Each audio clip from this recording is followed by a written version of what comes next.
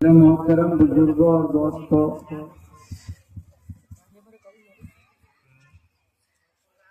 یہ جلسہ سالانہ جلسہ ہے اور ختم بخاری اور تکمیل قرآن کریم کے عنوان سے منعقد کیا گیا ہے۔ بخاری کا کیا مقام ہے تقریباً سارے ہی مسلمان جانتے ہیں کہ بخاری شریف فن حدیث کے اندر سب سے اولیت کا درجہ رکھتی ہے۔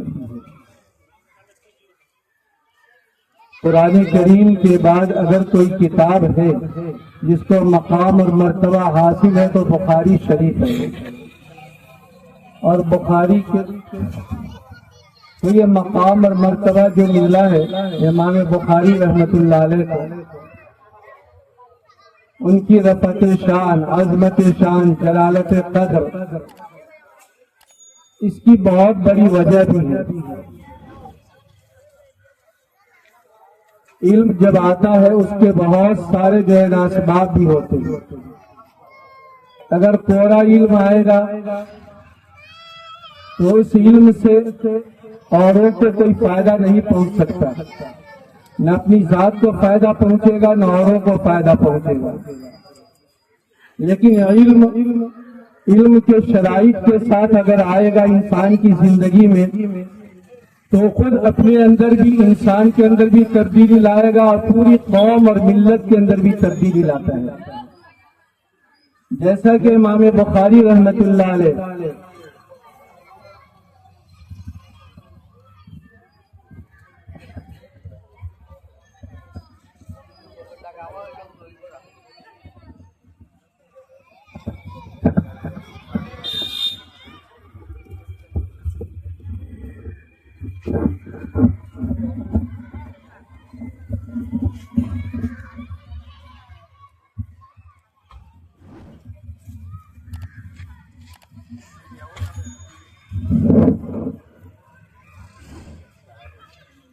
امام بخاری رحمت اللہ علیہ کو جو مقام اور مرتبہ ملا، امام بخاری کے زمانے میں بہت سارے محدثین تھے، مصنفین تھے، حدیث کے اندر بہت سارے علماء کرام نے حدیث پاک کی تصنیف فرمائی، لیکن امام بخاری کو جو مقام اور مرتبہ حاصل ہوا، جو رتبہ حاصل ہوا، اور محدثین کے نصیب میں وہ رتبہ نہیں آ سکا۔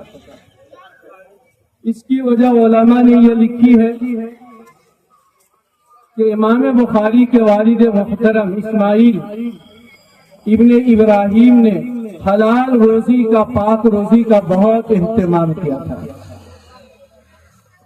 اپنی کمائی کے اندر ایک پیسہ بھی حرام کا انہوں نے داخل نہیں کیا تھا۔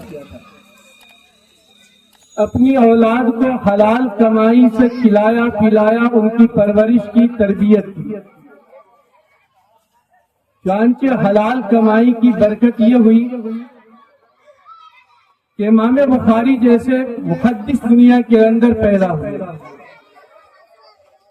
امام بخاری کے والد محترم اسماعیل ابن ابراہیم جب دنیا سے رخصت ہو رہے تھے اور انہوں نے اپنے رخصت ہوتے وقت بہت سارا مال چھوڑا تھا، کثیر مال چھوڑا تھا، اور اس وقت انہوں نے یہ جملہ کہا تھا، لا اعلم من مالی درہما من حرام، کہ میں نہیں جانتا ہوں کہ میرے مال میں ایک درہم حرام کا ہے، یا ایک درہم، ولا درہما من شبہہ، یا ایک درہم جو ہے نا شبہات کا ہے۔ میرا مال حرام سے بھی پاک ہے، شبہات سے بھی پاک ہے۔ شبہات کہتے ہیں اس کو جو حلال اور حرام کے درمیان میں ہو، انسان فیصلہ نہیں کر پاتا یہ حلال ہے یہ حرام ہے، تو انہوں نے حرام سے بھی اپنے آپ کو بچایا اور اپنی اولاد کو بھی بچایا، اور اسی طرح شبہات والی روزی سے بھی اپنے آپ کو، اپنی اولاد کو بچایا۔ تب جا کر کے امام بخاری رحمت اللہ علیہ کو یہ مقام اور مرتبہ ملا۔ یہ صرف حلال روزی کی برکت ہے۔ اسی طرح امام بخاری رحمت اللہ علیہ نے ایک بہت بڑی بیماری جو سماج کے اندر ہے، معاشرے کے اندر ہے، سوسائٹی کے اندر ہے، جس کو کوئی برائی نہیں سمجھتا، عوام اور خواص ہر ایک کی مجلس اس برائی سے معمور اور آباد رہتی ہے، وہ ہے غیبت کی برائی۔ امام بخاری رحمت اللہ علیہ کے نزدیک یہ حدیث پہنچی، المسلم من سلم المسلمون من لسانی و یدی، انہوں نے التزام کر لیا کہ آج سے کسی کی کوئی غیبت نہیں کرنی ہے، اپنی زبان کو پاک رکھا، پوری زندگی اپنی زبان کو پاک رکھا امام بخاری رحمت اللہ علیہ۔ حالانکہ غیبت عام ہے معاشرے کے اندر، سماج کے اندر، سوسائٹی کے اندر، نہ اس سے عوام نہ خواص کوئی پاک نہیں، لیکن امام بخاری رحمت اللہ علیہ نے اپنی زندگی کو، اپنی زبان کو غیبت سے بالکل پاک رکھا، اور حدیث پاک میں بھی غیبت کی شناعت اور قباحت بیان کی گئی ہے، اور شناعت اور قباحت کے اندر یہ بات ارشاد فرمائی گئی، الغیبت اشد من الزنا، یہ غیبت تو زنا سے بھی زیادہ شدید ترین ہے۔ امام بخاری رحمت اللہ علیہ نے غیبت سے اپنے آپ کو بچایا۔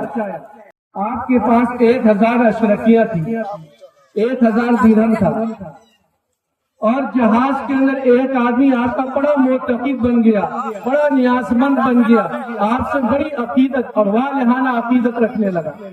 امام بخاری رحمت اللہ علیہ بھی اس کی محبت عقیدت کو دیکھ کر متاثر ہوئے، اور امام بخاری نے یہ بھی کہہ دیا ان سے کہ دیکھو میرے پاس 1000 درہم ہے۔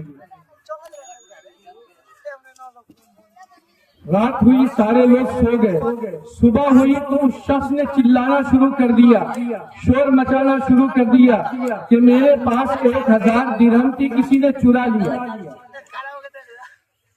اب جہاز کے اندر سارے لوگ سوار، سب کے سامان کی تلاشی لی جا رہی ہے۔ امام بخاری رحمت اللہ علیہ نے دیکھا کہ اگر جو ہے نا میرے پاس وہ 1000 درہم ملا تو میری پوری زندگی کی ثقافت اور اعتماد جو ہے سب جو ہے نا تباہ ہو جائے گی، سب برباد ہو جائے گی۔ لہذا موقع پا کر کے چپکے سے امام بخاری رحمت اللہ علیہ نے 1000 درہم دریا برد کر دیا، دریا میں ڈال دیا، چپکے سے دریا میں ڈال دیا۔ سارے لوگوں کی تلاشی لی گئی، کسی کے پاس کچھ بھی نہیں ملا، تو لوگ اس شخص کو جو چلا رہا تھا کہ میرا 1000 درہم گم ہو گیا ہے، لوگوں نے اس کی ملامت بھی کی۔ جب سفر ختم ہوا تو اس شخص نے امام بخاری رحمت اللہ علیہ سے دریافت کیا کہ حضرت آپ کے پاس تو 1000 درہم تھا، وہ کہاں گیا؟ امام بخاری نے فرمایا کہ میں نے 1000 درہم دریا میں ڈال دیا تھا۔ حضرت 1000 درہم دریا میں ڈال دیا؟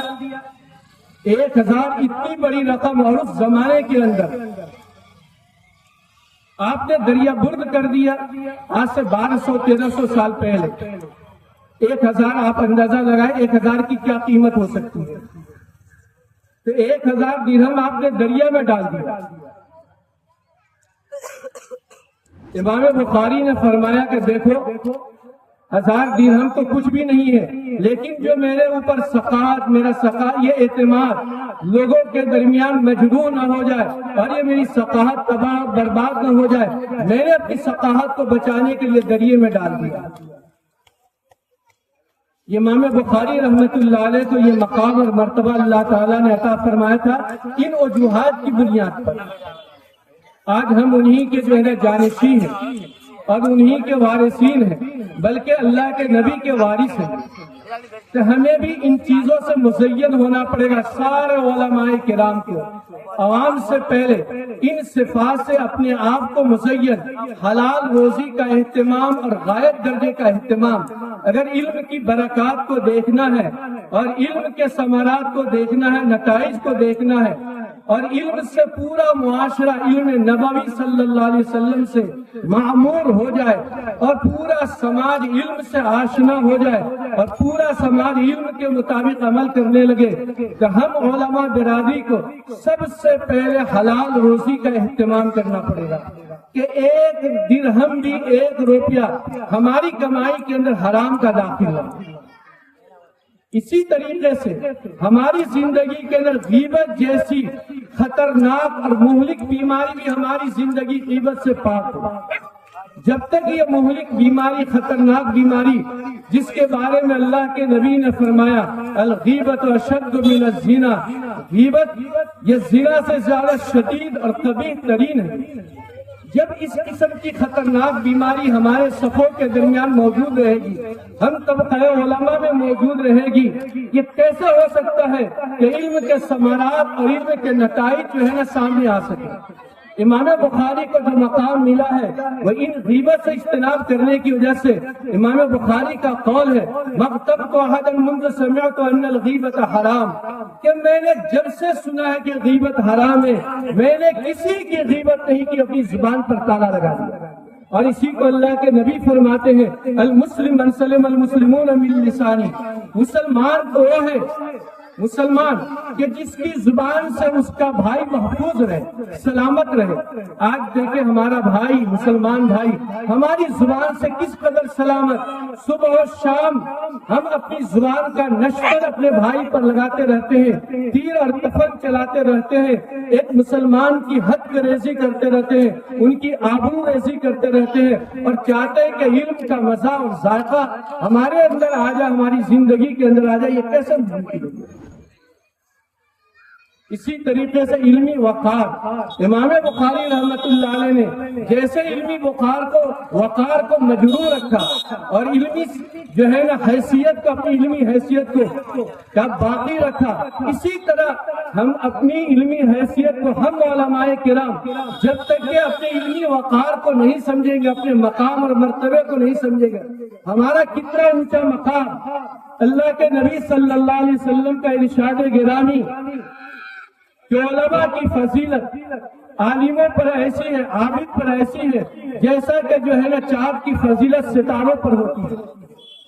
ستارہ دیکھ کر کے جیسے ایک آدمی اپنا راستہ طے کر لیتا ہے، ایک عالم کو دیکھ کر عام آدمی اپنی زندگی کا دھارا بدل دے، تب جا کر کے ہم عالم، بامعنی عالم کہے جانے کے حقدار ہو سکتے ہیں۔ جب تک یہ صفات ہماری زندگی میں نہیں، یقیناً علم کے ثمرات اور نتائج مرتب ہونے مشکل ہے۔ آج دیکھیے ہم تو کوستے ہیں، ہم برا بھلا کہتے رہتے ہیں، عوام پر سارا جو ہے نا ٹھکرا پھوڑ دیتے ہیں، ہم اپنی زندگی کو بہت پاک اور صاف سمجھتے ہیں، حالانکہ سینکڑوں برائیاں ہم علماء طبقے کے اندر ہیں۔ آج یہ راجپور کی بستی اتنی جو ہے نا بڑی بستی، ہزاروں مسلمان، لیکن یہ تقریب ختم بخاری اور ختم قرآن کی مجلس، لیکن جو ہے نا سارا دیکھیں کیا حال ہے ہماری ایمانداری کا۔ یہ ہے ہماری ایمانداری، یہیں پر تو ایمانداری کا امتحان ہوتا ہے۔ صرف اللہ اور اس کے رسول کا زبان سے نام لے لینے سے اور کلمہ طیبہ کا ورد کر لینے سے لا الہ الا اللہ کا مسلمان کوئی نہیں بن جاتا۔ جب تک کہ دینی اصولوں پر پورے نہیں اتریں گے اور دینی تقاضوں پر پورے نہیں اتریں گے، آج ہماری ایمان کی جو ہے نا یہ دیکھیں طاقت، ہمارے ایمان کی طاقت، اتنی بڑی بستی لیکن یہاں پر 50 آدمی بھی گاؤں کے موجود نہیں، اور وہ بھی تقریب ختم بخاری شریف کے عنوان سے اس مجلس کا انعقاد، اور دنیا کی کوئی تقریب ہو، دنیا کا کوئی جلسہ ہو، تو پھر جو ہے نا ہماری ایمانی حالت، بلکہ جو ہے نا ہماری بے ایمانی کی کیفیت کتنا جوش مارتی ہے۔ اگر کوئی جو ہے نا عام سبھا ہو جائے اور دنیا داروں کا سبھا ہو جائے، ابھی الیکشن کا موقع ہو رہا ہے، کسی سیاستدان کا سبھا ہو جائے تو العیاذ باللہ ہم تو سمجھتے ہیں کہ ہماری کامیابی اسی میں، خدا کی قسم اس میں کامیابی نہیں ہے۔ ٹھیک ہے دنیا ہے، ہمیں سیاست سے بھی جڑنا ہے، سیاسی اعتبار سے بھی مضبوط ہونا ہے، اور سیاست بھی دین کا حصہ ہے۔ اللہ کے نبی نے بھی سیاست کی ہے، حضرت ابو بکر عمر رضی اللہ عنہما نے بھی سیاست کی ہے، حضرت عثمان غنی، حضرت علی خلفاء راشدین نے بھی سیاست کی ہے، اور خلفاء راشدین نے بھی سیاست کی ہے، خلفاء اربعہ نے بھی سیاست کی ہے، یقیناً سیاست کی ہے، لیکن ہماری سیاست سے ان کی سیاست مختلف تھی۔ ان کی سیاست کتاب اور سنت پر تھی، قرآن اور حدیث کے مطابق تھی۔ سرے منہ انہوں نے اپنی پوری زندگی کتاب و سنت سے انحراف نہیں کیا۔ تو یہ ہماری زندگی آج کل کی دنیاوی سیاست اور ساری کامیابی اسی کے اندر ہم سمجھتے ہیں. تو اگر کسی جو ہے سیاسی رہبر کا رہنما کا اجتماع ہو جائے تو پھر ہمارے ایمان کا امتحان ہوتا ہے کہ وہاں کتنا جڑتے ہیں اور اس مجلس میں ہم نے کتنا جڑ کر کے دکھایا ہے، اس مجلس کو کتنا کامیاب بنایا ہے. الغرض میں یہ کہہ رہا تھا کہ الغرض اس میں جو ہے نا جہاں عوام کا جو ہے نا اس میں حالانکہ جو ہے نا علماء کرام وقتاً فوقتاً آپ کے سامنے دین کی باتیں کرتے رہتے ہیں، کتاب و سنت کی بات کرتے رہتے ہیں، قرآن اور حدیث کی باتیں کرتے رہتے ہیں. پھر بھی جو ہے نا ہماری ایمانی جو ہے نا کیفیت کیا ہے، اس سے ہم اندازہ لگا لیں. یہ ہزاروں جو ہے نا مسلمانوں کی آبادی جو ہزاروں کی تعداد پر مشتمل ہے، لیکن کتنی سرد ایمانی پائی جاتی ہے. ہمارا ایمان کتنا سرد ہے، کتنا مر چکا ہے، کتنے نچلی سطح پر ہم جا چکے ہیں ایمانی اعتبار سے کہ آج جو ہے نا ہم اس مجلس کے اندر ختم بخاری کی مجلس کے اندر 50 افراد بھی مشکل سے اس گاؤں کے موجود نہیں ہے. اللہ تبارک و تعالی ہم سب کو جو ہے نا ایمان کی قدر و قیمت سمجھنے کی توفیق عطا فرمائے. یہ امام بخاری رحمت اللہ علیہ میں یہ کہہ رہا تھا کہ اپنے علمی وقار کو تو ہم علماء کرام کو یہ ثابت کہ ہم بھی ربانی بنے، ربانی. اور بخاری شریف کی جو پہلی حدیث ہے انما الاعمال بالنیات وانما لکل امرئ ما نوى، کہ اعمال کا مدار نیتوں پر ہے، جیسی نیت ہوگی ویسا ہی اس پر ثمرہ مرتب ہوگا. اگر ہماری نیت رضائے الہی ہے، رضائے الہی اللہ کی خوشنودی ہے، اللہ کو راضی کرنا، پڑھنے پڑھانے سے، قرآن اور حدیث کی خدمت کرنے سے اللہ کی رضا مقصود ہے. خدا کو راضی کرنا ہے، رب کو راضی کرنا ہے. بلکہ پیڑ تو جو ہے نا ثانوی درجے کی چیز ہے یہ، اور تنخواہ ثانوی درجے کی چیز ہے.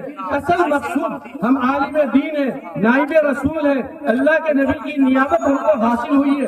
تو ہمارا مقصود اور شب و روز پوری زندگی کا مقصود اللہ کی رضا، پڑھنے پڑھانے سے اللہ کی رضا، صرف اللہ کے لیے. جب آدمی کے اندر اخلاص آتا ہے، آدمی مخلص بن جاتا ہے اپنے کام کے تئیں، تو اس کے سارے اعضاء جو ہے نا، اس کا جو ہے نا ظاہری اور باطنی سارے اعضاء ربانی اور نورانی بن جاتے ہیں. وہ اللہ والا بن جاتا ہے. اب اس کا کھانا بھی عبادت، پینا بھی عبادت، سونا بھی عبادت، بول و براز بھی عبادت، پیشاب پخانا بھی عبادت، اپنی بیوی سے دل لگی کرنا بھی عبادت، بال بچوں کے ساتھ بیٹھنا اور دکھ سکھ کی باتیں کرنا، یہ ساری چیزیں عبادت بن جاتی ہے. لیکن کب؟ جب ہم اپنے عمل کے اندر مخلص ہوں، ہم کام جو کر رہے ہوں گے صرف اللہ کے لیے، قرآن اور حدیث کی خدمت اللہ کے لیے ہوگی، تب جا کر کے. اسی لیے محققین اور علماء کرام فرماتے ہیں کہ مخلص صاحب اخلاص کی ایک رکعت نماز، صاحب اخلاص کی ایک رکعت نماز، غور سے سنیے گا، غیر مخلص کی 1,00,000 رکعت سے بہتر ہے. غیر مخلص کی 1,00,000. یہاں تک کہ علماء کرام فرماتے ہیں اگر صاحب اخلاص اپنی زبان سے کلمہ کفر بھی پڑھ دیتا ہے، کلمہ کفر بھی کہہ دیتا ہے، تو زبان ان کی یہ زبان دین اور مسئلہ ایک بن جاتا ہے. اگر کلمہ کفر بھی اپنی زبان سے نکال دیتے ہیں اور سلاست کے اندر، روانی کے اندر ان کی زبان سے کفر کا کلمہ بھی نکل جاتا ہے، تو علماء فرماتے ہیں ان کی یہ زبان، جو زبان سلاست کے اندر جو بات نکل گئی تھی، یہ جو ہے نا دین اور مسئلہ بن جاتا ہے. جبکہ غیر مخلص اگر عبادت بھی کرتا ہے، نماز بھی پڑھتا ہے، تو بسا اوقات اس کی عبادت معصیت بن جاتی ہے. یہ ہے اخلاص. ہر عمل کے اندر اخلاص مطلوب ہے. یہ لہذا امام بخاری نے جس طرح اپنے علمی وقار، پھر دیکھیے جو ہے نا امام بخاری کا جب سے استغراق فی العبادت کا کیا عالم تھا، انہماک فی العبادت کا کیا عالم تھا. امام بخاری رحمت اللہ علیہ اتنے اونچے درجے کے عالم، لیکن شب بیدار، راتوں کو رونے والے، اللہ کے سامنے گڑ گڑانے والے، اللہ کے حضور میں اپنے گناہوں کی معافی مانگنے والے، اللہ کے حضور میں رونے والے، گڑ گڑانے والے، وَبِالْأَسْحَارِ هُمْ يَسْتَغْفِرُونَ پر پورے اترنے والے. وبالاسحار هم یستغفرون، جو صحابہ کی صفت بیان کی گئی ہے۔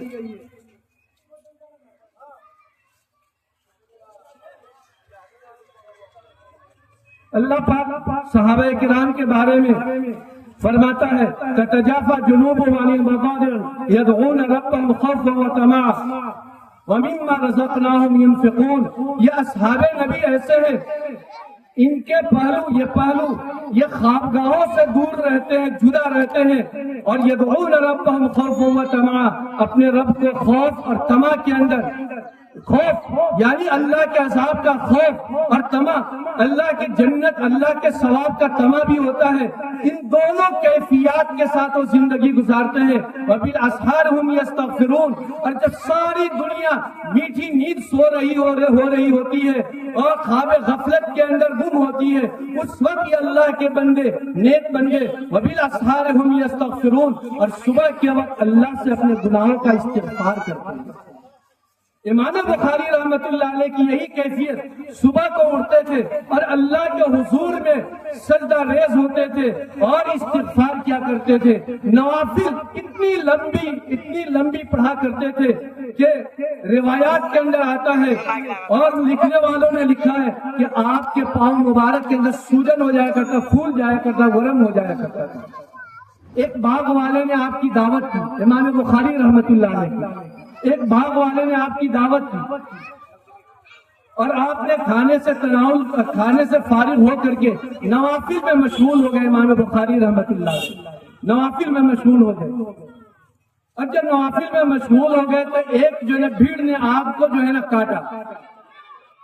جب نماز سے فارغ ہوئے تو آپ نے اپنے ساتھیوں سے، دوستوں سے کہا دیکھو کسی جانور نے مجھے کاٹا ہے، ہمیں تکلیف پہنچائی ہے۔ جب دیکھا تو کرتے کے اندر ایک بھیڑ نے 17 جگہوں پر ڈنک مارا تھا، 17 جگہوں پر امام بخاری رحمت اللہ علیہ کاٹا۔ یہ نماز کی کیفیت۔ دوستوں نے کہا حضرت ایسی صورت کے اندر تو نماز توڑ دینا جائز تھا، آپ نے نماز کیوں نہیں توڑ دی؟ امام بخاری نے فرمایا کہ میں نے ایسی صورت شروع کر رکھی تھی، میرا دل نہیں چاہا کہ اس کے اتمام سے پہلے، اس کو پورا کرنے سے پہلے میں نماز توڑ دوں۔ یہ ہے استغراق فی العبادت۔ عالم کی یہ شان بھی ہونی چاہیے، جس طرح عالم اپنی کمائی کے اندر حلال روزی کا اہتمام کرے، اپنی زبان کو غیبت سے پاک اور صاف رکھے، اور اسی طرح اپنے علمی وقار کو ملحوظ رکھے، لوگوں کا اعتماد ان کی ذات پر بحال ہو، لوگ ان کی زندگی پر حرف غلط بھی نہ بول سکے، انگلی نہ وہ اٹھا سکے۔ ایک عالم وارث انبیاء نائب رسول صلی اللہ علیہ وسلم کی زندگی ایسی پاک اور صاف ہونی چاہیے، بلکہ یوں اگر ہم زمین پر چل رہے ہوں تو ایک شخص یوں کہے دیکھ کر کے کہ ان الملائکۃ یمشون فی وجہ الارض، گویا کہ فرشتوں کی جماعت جو روئے زمین پر چل رہی ہے۔ ایک عالم کی شان، اور یہ جو ہے نا یہ شان ہونی چاہیے۔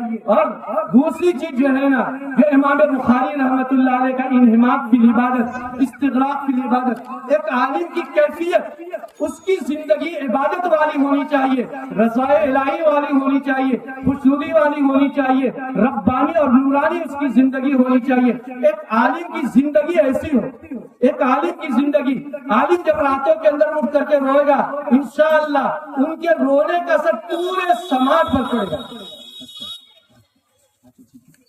وقت کم ہے، قلت وقت کی، تو اس اب جو ہے نا آخری بات جو ہے دیکھیں جو ہے نا ہم اپنی اولاد کو علم سکھائے اور اچھی تربیت گاہ میں بھیجے، اور اچھے تعلیم گاہ میں بھیجے جہاں تعلیم بھی اچھی ہو، تربیت بھی اچھی ہو، اس کی زندگی تعلیم کے ساتھ ساتھ ربانی بھی بننے والی ہو، نورانی بھی بننے والی ہو، ایسی جگہوں پر اپنی اولاد کو بھیجے۔ میرے دوستو، اللہ پاک فرماتا ہے یا ایھا الذین آمنوا قوا انفسکم واہلیکم نارا وقودها الناس والحجارہ علیہا ملائکۃ غلاظ شداد لا یعصون اللہ ما امرهم ویفعلون ما یؤمرون، کہ ایمان والو اپنے آپ کو بچاؤ، اپنی اولاد کو بھی بچاؤ، اور کس سے بچاؤ؟ نارے جہنم سے، جہنم کی آگ سے بچاؤ۔ اللہ پاک فرماتا ہے جہنم کے ادھر انسان ہوں گے اور پتھر ہوں گے، اور اللہ پاک فرماتا ہے کہ اس جہنم پر کیسے فرشتے کو معمور کیا جائے گا؟ کیا اس کے دل میں رحم ہوگا؟ نہیں، اللہ پاک فرماتا ہے علیہا ملائکۃ غلاظ شداد، اس پر سخت قسم کے فرشتے، بڑے سخت جان، رحم نام کی کوئی چیز نہیں اس فرشتے کے اندر ہوگی، بڑے کٹر ہوں گے، سخت ہوں گے، سخت جان ہوں گے، بڑے غلیظ طبع کے ہوں گے، سخت دل ہوں گے، شدید قسم کے ہوں گے۔ اللہ نے کہہ دیا کہ اس پر رحم کا معاملہ نہیں کرنا ہے، فرشتے مارتے ہوئے گھسیٹتے ہوئے جہنم کے اندر اور منہ ڈال دیں گے۔ میرے دوستوں، ہم چاہتے ہیں اپنے آپ کو جو ہے جہنم سے بچانا چاہتے ہیں، اور اپنی اولاد کو بچانا چاہتے ہیں، اپنی اولاد کو بچانا چاہتے ہیں، تو اس ملک کے اندر ہمیں 4 کام کرنے ہوں گے، 4 کام۔ 2 کام تو علماء کرام کر رہے ہیں، حالانکہ سارا کام علماء کرام ہی کر رہے ہیں، سارا کام۔ ایک تو مدارس کا قیام۔ میں یہ نہیں کہتا ہوں ہر گاؤں کے اندر 2 4 مدرسے ہوں، بلکہ پورے ضلع کے اندر اگر 2 3 مدرسے ہو گئے تو بہت ہو گئے، اور ان مدرسوں کو معیاری اور مرکزی بنایا جائے، اور تعلیم اعلیٰ درجے کی ہو، اعلیٰ درجے کی تعلیم سے مطلب یہ نہیں ہے کہ آپ بخاری شریف نورانی قاعدہ کا ٹھکانا نہیں ہے اور بخاری شریف انہیں پڑھانا شروع کر دیا، جیسے کہ ہمارے بہت سارے احباب کہہ رہے ہیں کہ اعلان ہو رہا ہے کہ ہمارے یہاں اس سال بخاری شریف کی تعلیم دی جائے گی۔ مجھے تو ہنسی بھی آتی ہے کہ دنیات کا ٹھکانا ہی نہیں ہے، اور ناظرہ قرآن کا کوئی جو ہے نا یہ نہیں ہے، اور اسی طرح قرآن کریم جو حفظ قرآن کریم ہے وہ بھی جو ہے نا صحیح نہج پر نہیں پڑھا جاتے، اور بخاری شریف کی تعلیم یہ جو ہے نا میں کیا کہوں، میں کیا تبصرہ کروں، اس پر میری سمجھ میں نہیں آتا ہے۔ تو الگ پہلے ہم اپنی بنیاد کو مضبوط بنائیں، ٹھوس ہو، محکم و مضبوط ہو۔ ہم پرانے زمانے کے اندر، پہلے زمانے کے اندر ہم لوگ جب بچپن میں تھے گھڑا خریدنے جاتے تھے، گھیلا جس کو کہتے ہیں، تو گھیلا کو جو ہے نا ٹھکاتے تھے پہلے، اور جو گھیلا جو ہے ٹھن بچتا تھا اس گھڑے کو لے کر کے آتے تھے۔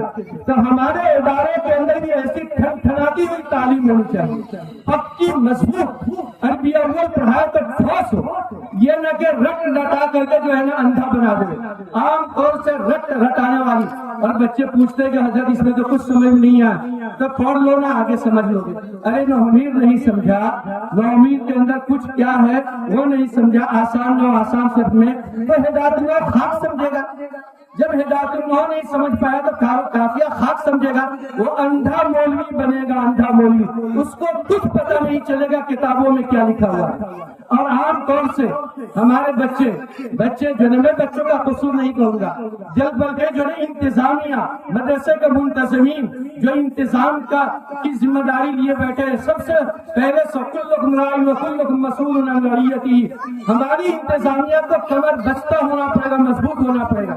جیسے ہم پڑھاتے ہیں، اگر ہمارے محتمین صاحب فعال نہ ہو، ہمارے محتمین صاحب متحرک نہ ہو، تو ہم چادر اوڑھ کر کے سو جائیں، کیا ضرورت ہے محنت کرنے کی؟ مفت میں تنخواہ مل رہی ہے، 25-30 ہزار ہم کو تنخواہ مل رہی ہے، بال بچوں کی زندگی مزے سے کٹ رہی ہے، پھر محنت کرنے کی کیا ضرورت ہے؟ سارا جو ہے نا اس میں جو ہے نا ملزم ہے، قصوروار ہے۔ تو میں کہوں گا محتمم اور ناظم مدرسہ ہے، آپ نے جو ہے ذمہ داری تعلیم اور تربیت کی لی ہے، پھر یہ خرابی اور یہ جو ہے نا نظام کے اندر فساد اور بگاڑ کیوں ہے؟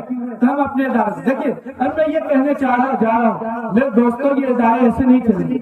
دوسری بات ہے مکاتب، مدارس کا قیام، مکاتب کا جال بچھا دے، مکاتب کا ہر گاؤں کے اندر منظم طریقے پر اور مضبوط طریقے پر بچہ نورانی قاعدہ پڑھے تو ٹھوس پڑھے۔